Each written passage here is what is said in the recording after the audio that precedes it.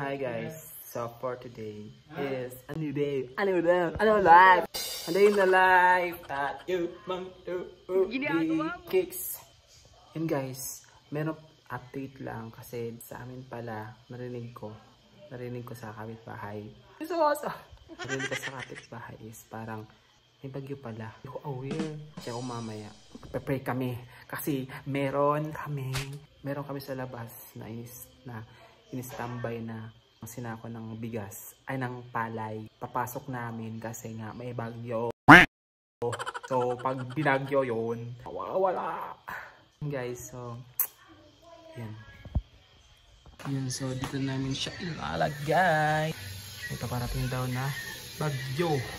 So kailangan natin maghanda sa paparating na bagyo. Ito siya.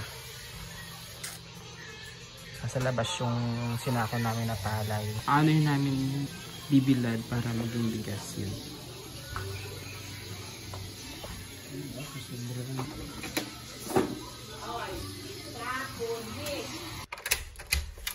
So yun guys. Ito. Dinadala dito yung mga palay. Yan.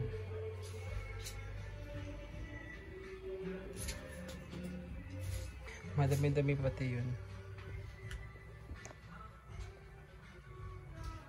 Diyan yun lalagay.